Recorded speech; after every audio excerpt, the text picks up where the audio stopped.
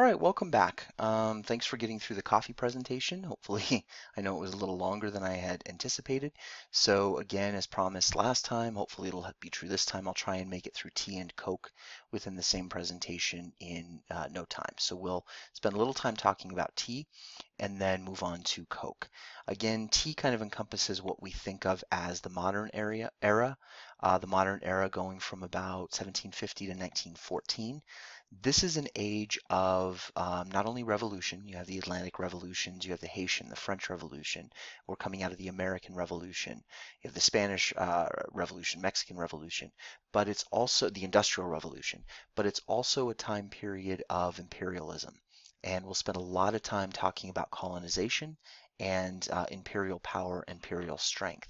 That is kind of moved into from this age of exploration that we're coming out of. So some of the questions again that you'll encounter in the T chapter, good questions to make sure you're able to answer based on the reading that you went through for T.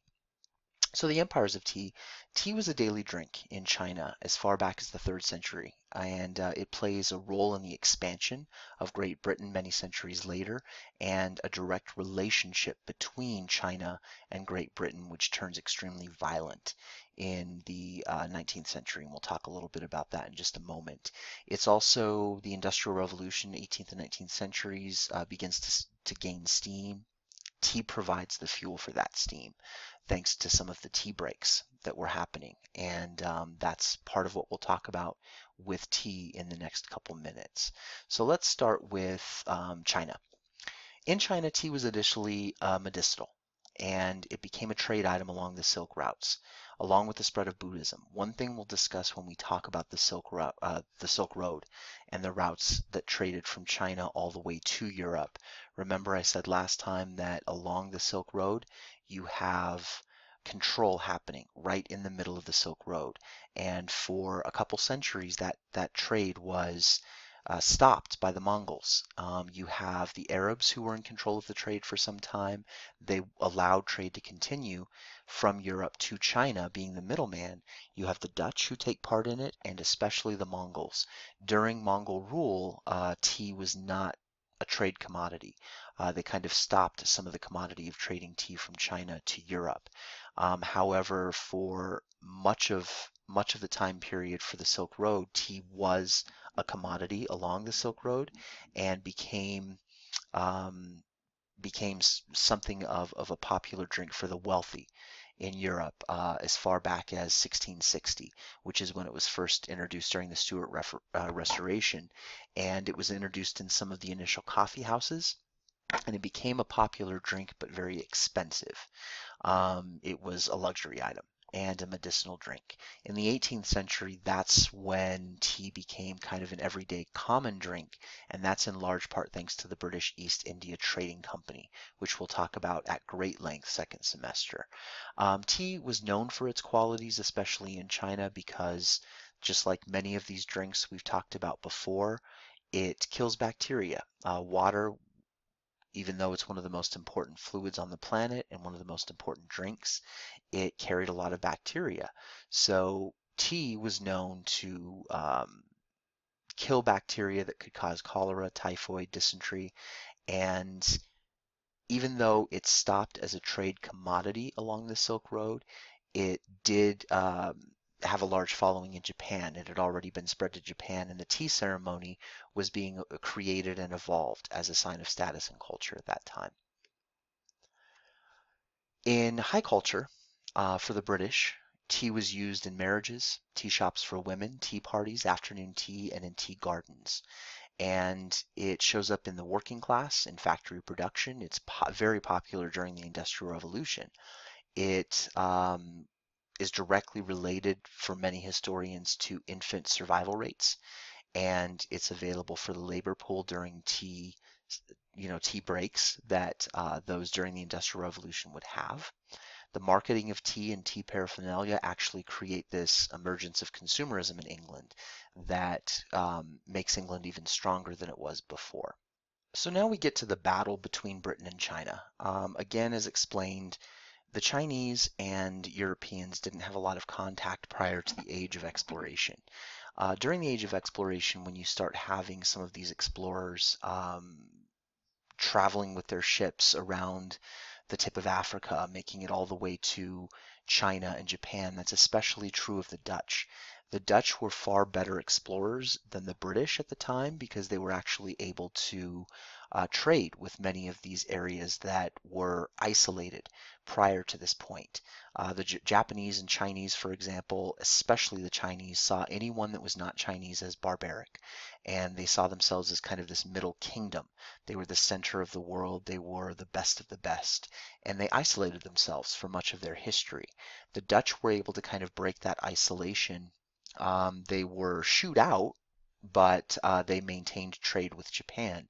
The British, however, were not very good explorers. They made it around the tip and stopped in India. And that's when you see the setup of the East Indian Company taking place. But it wasn't until the 19th century that you begin to see a strong relationship happening between the Chinese and the British, and that relationship was not a good one. The British want tea, and they want that tea from China. And the best way to get it, they not only want the tea for their own consumption, they want it to be able to tax and sell to others, especially places like the colonies. You guys know that just from US history. They want to be able to tax it, they want to be able to control the consumption and regulate. And in order to find a way to get that, they're able to use India and some of those resources that India has at the time, such as opium. Opium had been a drug that had been smoked for several centuries. It was not new to China. However, the British found a way to kind of hook their tea fix by using India to trade opium to China in order to get more tea. And this led to, for example, in 1830, the exports of opium to China increasing to up to 1,500 tons of opium every single year. And because of this, the balance of trade was restored. Now, the Chinese officials and the government put up a resistance at this time because they see that they're creating a nation of opium addicts. We see this in the United States with opium dens opening up with all of the emigration that took place to the US, especially in places like San Francisco, along the West Coast. We see that it's a nation of opium addicts. So when the Chinese puts up this resistance, by banning the British from Chinese trading ports completely, attempting to aid in the opium addiction, the British forced the trade open with the Opium War in 1839 to 1842. There's actually a couple opium wars. This was the first Opium War. And during Queen Victoria's reign, it was a quick British victory. They end up seizing Hong Kong and they open 5 trading ports. So they're able to force trade upon the Chinese. This greatly weakens the Chinese system of government, their morale, and it creates even worse addiction issues.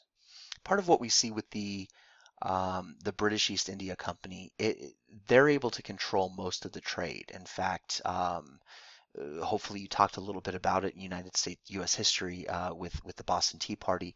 The fact that a lot of that tea comes through the British East India Company, they're able to actually skip the middleman, trying to skip the British altogether by bringing tea directly to the colonists in the United States. And this is what one of those things that kind of caused the Tea Party to take place. Um, the East India Company dissolves eventually, but the power of the British becomes the British Raj in India. That ends up leading to massive revolts, massive resistance movements, leading all the way into the 20th century with Gandhi and the Salt Revolt that took place in 1930. So you see their power beginning to crumble, but this is when the British really show some of the strength behind the British throne, especially with the Opium Wars against China. So the legacy of British tea, you have independence for America, you have ruin for one of the largest most mighty empires on the face of the earth for several hundreds of years, and that's the Chinese. And then you have India being controlled tightly by the British. And again, that leads well into the 20th century, up to the peaceful resistance movements of Gandhi in the 1930s. The story of tea begins to show power. It shows innovation, but it shows destruction as well.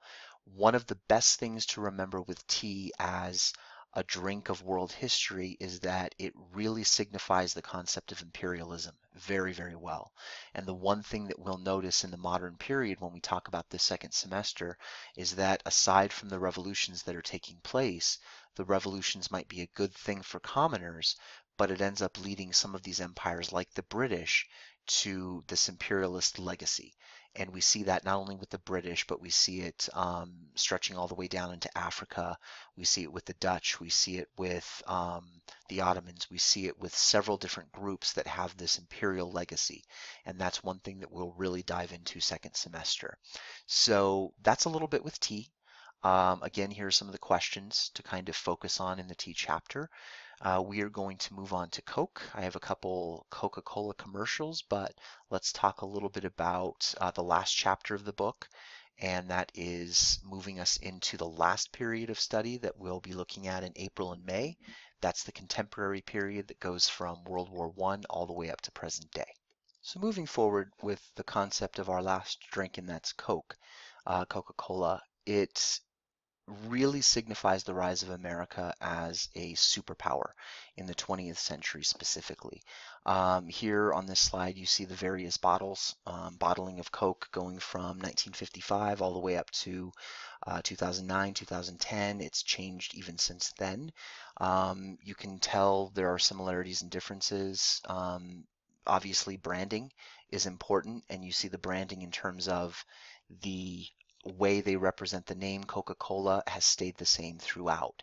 And the Coca of cola comes specifically from what it's made of. We'll talk about that in a moment. Here are a few questions that were posed for the Coca-Cola chapter. Just again, make sure that you're used to some of those questions and that you are able to answer a few of them. So let's talk about the rise of America.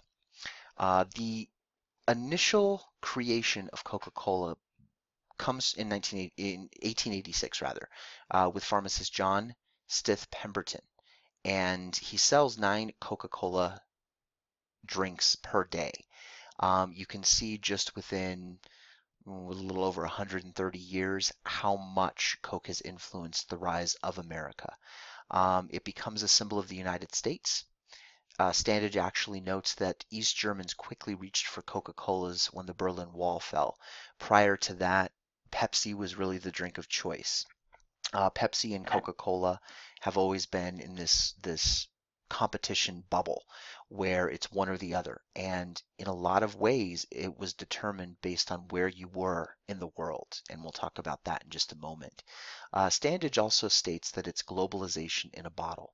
This is a good way to look at the concept of Coca-Cola. It's not the first time that we see the idea of globalization happening in world history. A lot of people think that's a newer term where we talk about globalization coming together, possibly superpowers, maybe Americanization as part of globalization, but it's not the first time that we see this concept, and we'll discuss that at great length the first semester. The advertising for Coca-Cola has done wonders for the drink itself. Whenever you're looking at drinking caffeine in any form, especially Coke in its modern day equivalent, which no longer has large portions of the coca or cola extract. It's more sugar than anything else. It doesn't always produce a smile. Caffeine and sugar don't always produce that smile, but the advertising has done wonders for it. We'll look at a couple ads for Coke, especially ads from the last 40 years or so. But notice the bold at the bottom of this. When countries were polled for happiness as defined by United Nations Index, high scores correlated with the sales of Coca-Cola. So their advertising has actually done its job. Coca-Cola, just like all the caffeinated beverages, were thought originally to be used as a medicinal drink. It was used to help with headache and exhaustion. We know that caffeine helps with headaches. I mean, we know that caffeine is found in aspirin, for example. You take an Excedrin, it's full of caffeine. So you're just as addicted to Excedrin you're addicted to the caffeine within it, as you might be to coffee, tea, or Coca-Cola. Similar to a lot of other drinks, it was initially the medicinal beverage. It was the creation of it first started with soda fountains in apothecaries as early as 1820. When Pemberton created Coke in Georgia in 1886, he develops it with French wine, coca from the Incas, and a cola extract. Now, there's a lot of rumors that float around about the initial creation of Coca-Cola had cocaine in it. That's not true entirely. The coca extract is where cocaine, eventually comes from, and I think people assume that because it's using the coca from the Incas, that it has large amounts of cocaine. That is not the case. There were other drinks of the day that did have more traces of cocaine within the drink itself. Um, that's obviously not the case at all today because there's very little extract of coca found in Coca-Cola, but it's actually a myth that it contained cocaine that would actually do things to people. It was the caffeine found within it that actually had the effect. But thanks to advertising and marketing, by 1895, it was a national drink in America. That's the importance of Coca-Cola in America. The one thing that's interesting, Coca-Cola was sued in court by Harvey Washington Wiley, and he was a scientist that claimed the caffeine in the product was harming the people that drank it. And there was a trial that was conducted, and it was a national controversy at the time. Coca-Cola ended up winning, but they were forced to cut the amount of caffeine in half, and they were also forced as part of this ruling that they could not advertise to children. And they didn't. They didn't create any advertisements specifically geared towards kids until 1986, 100 years after we really see the first initial creation of Coca-Cola by Pemberton. What's interesting, though, is that they were able to slip between the lines, as many advertisers do. If you look at the image, the painting over to the right with Santa Claus and the doll, and the doll I think would obviously be a child's toy, even though it's a bit creepy in this picture. They use Santa Claus. And a lot of people believe that Coca-Cola is responsible by creating the image of the jolly Santa Claus, who first appeared in their ads in 1931. Even though they may have popularized the jolly Santa look, they didn't create it entirely. But that's a myth that's floated around. But they did use this jolly Saint Nick, which they still use in advertising to this day. It became kind of a popular image of what Santa Claus looks like. That was their way of kind of cutting through the lines, going between the lines and advertising to children. Now, the 1930s were difficult for the company. You had the Wall Street crash, Great Depression, you have the rise of Pepsi Company or Pepsi Cola, and the end of Prohibition means that more alcohol was available, so less people were likely to drink Coke. They went back to alcohol. So it was a difficult time period, but obviously they were able to make it through. With World War II, it actually created a great sales or advertising campaign for Coca-Cola. And it seems like it's kind of a negative way to look at war, and it's negative to use war as advertising, but they did. And that's what really garnered them worldwide attention, not just national attention. With World War II, America ends this isolationism that they had previously suffered from. They would send Coke to soldiers around the world. They would set up plants where soldiers were located around the world so that the soldiers were able to have access to Coca-Cola. And it became synonymous with patriotism. If you were a patriot, you drank Coca-Cola, not Pepsi. Pepsi at this time you found, and especially during the Cold War, Pepsi you often found in Islamic countries. You also found in places like East Germany, where Coca-Cola was not allowed to be marketed. You'd find East Germans drinking Pepsi. That's why you have this example that when the Berlin Wall falls, the first thing they reach for is a Coca-Cola because it had become so popular. But Coca-Cola was thought of as the essence of capitalism. So anyone that was against the concept of capitalism, especially in Russia, in the Arab communities, you find deny the drinking of Coca-Cola, and instead Pepsi was able to get behind that Iron Curtain. The Arab world also became dominated by Pepsi at the same time. Here are just a few images of Coca-Cola, capitalism, different areas of the world. And this commercial, the commercial that I'm about to play is probably one of the most popular advertising campaigns that Coca-Cola ever created. It was back in the early 1970s. This may have even been from late 1960s. But I'll play the video for you. I know that you'll recognize the song if you've never seen the video. They're trying to make their company seem like it's a company for the world. This is truly advertising at its finest, and it's capitalism at its finest, I suppose, and it's also the concept of globalization, that Coke is the product of the world. I'd like to buy the world a home and furnish it with love. Grow apple trees and honey bees and snow white turtle doves. I like to teach the world to sing. Sing with me. Perfect harmony. Perfect harmony. I like to buy the world a Coke and keep it company. And the real I like to teach the world sing today. Harmony and dignity. And I'd like to buy the world a Coke and keep it company. It's the real thing. What the world wants today. It's the real thing. What the world wants today. It's the real thing.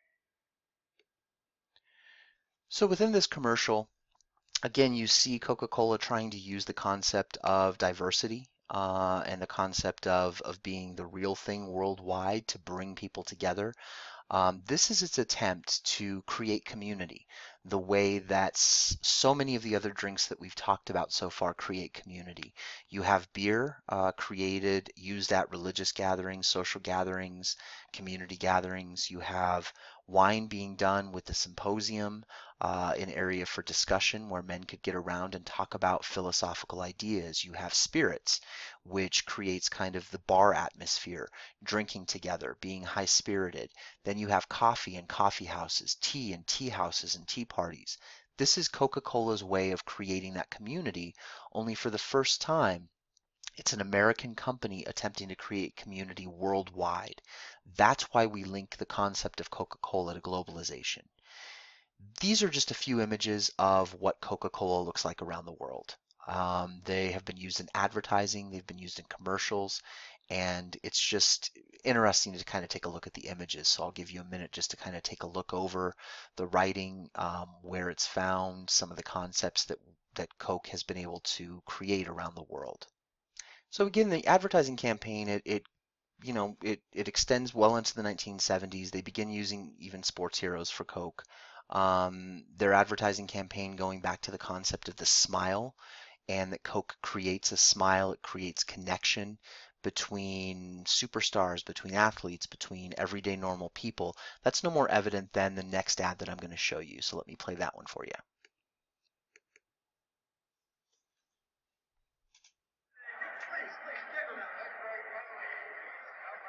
Mr. Green? Mr. Green? Yeah. You need any help? Mm-mm. I just want you to know, I think you're the best ever. Yeah, sure. Want my Coke?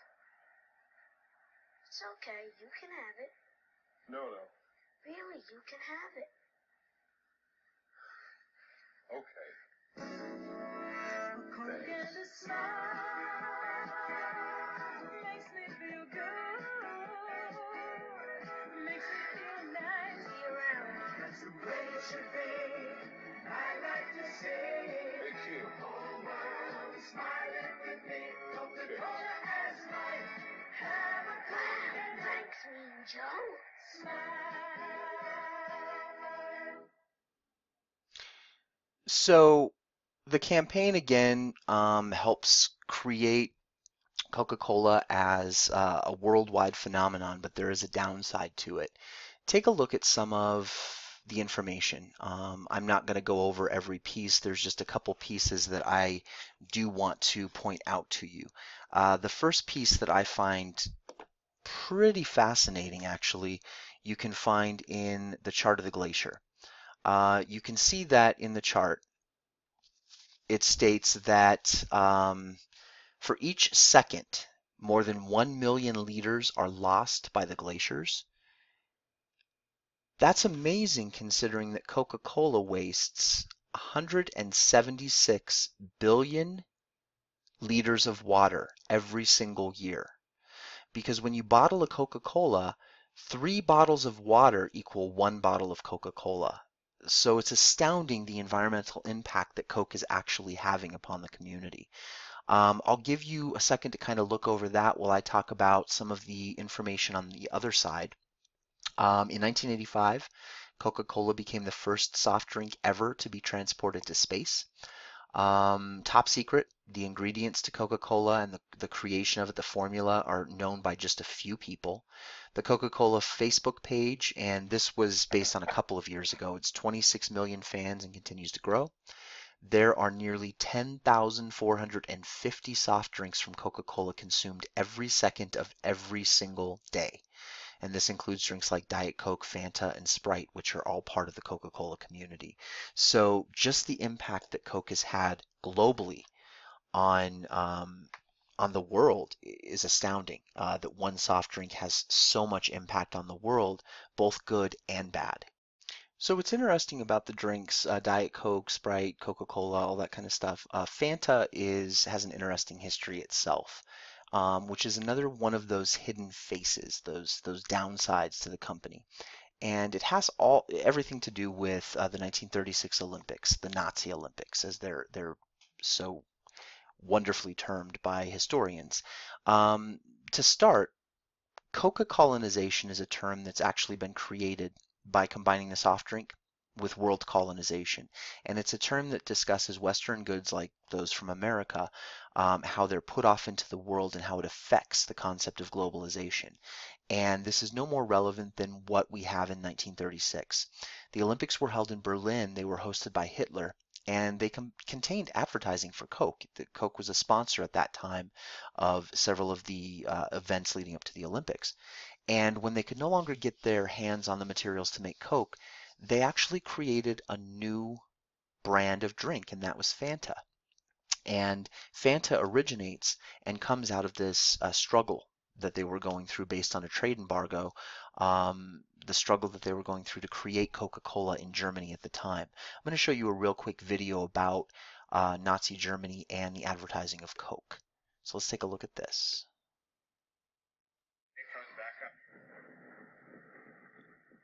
One of Coca-Cola's trips to the dark side begins with supporting the 1936 Berlin Olympics, the Nazi Olympics.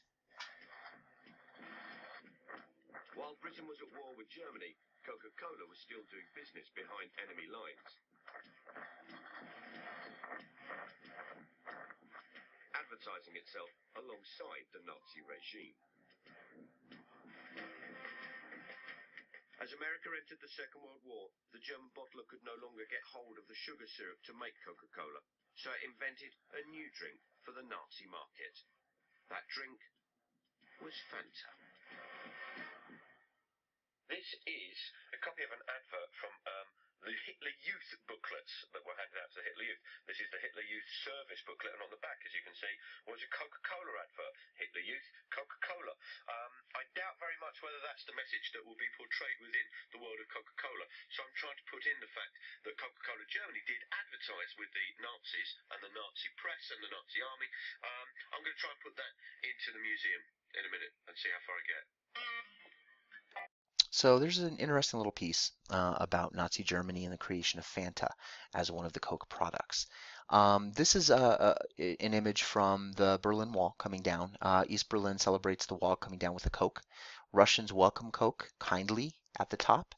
It doesn't really set up shop the way Pepsi did because, again, Pepsi was able to penetrate the Iron Curtain.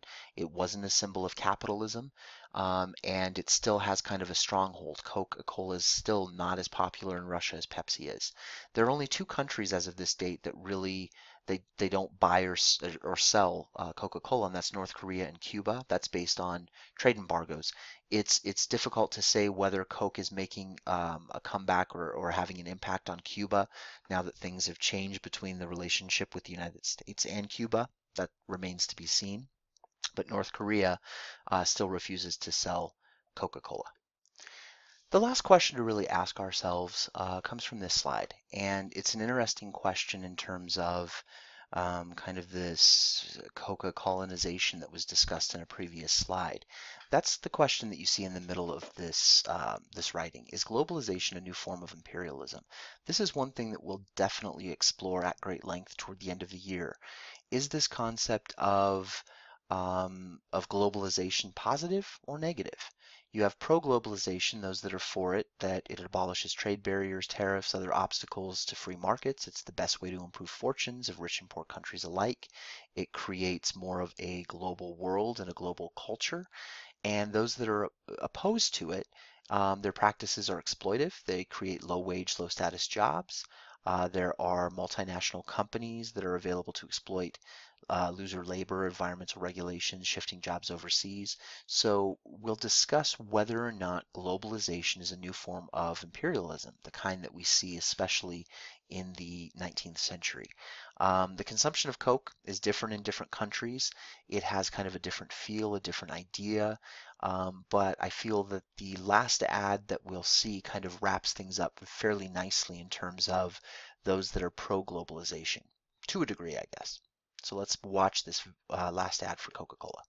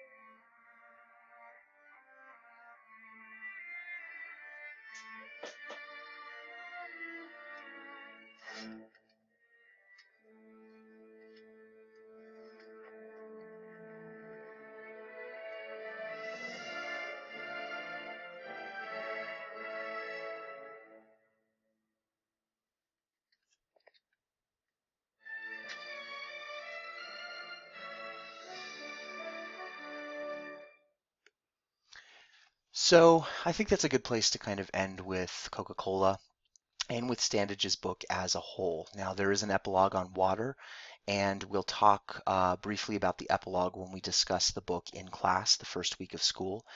In terms of discussion that we'll have in class the first week, it's going to be kind of a brief discussion because really the purpose of reading this book is to get a good overall feel for what you'll be studying this year in world history.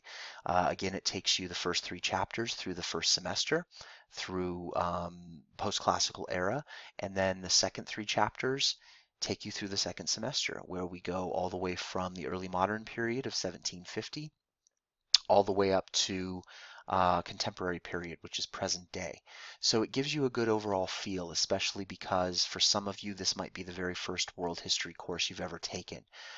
That really is the purpose of reading the book, History of the World in Six Glasses. I do hope you enjoyed it, and when we come back together, we will talk, briefly about the book itself, get some of your reflections. You will be held accountable with a quiz over the book and the mapping assignment for the summer work that I asked you to do. And then we'll jump right in with the very first unit, again, within the first 2 weeks, taking a look at the first 8,500 years of human history. I can't wait to see all of you in just a couple of weeks. I hope that you found the presentations useful, and I hope you have a good rest of your summer. I'll see you all at the end of August.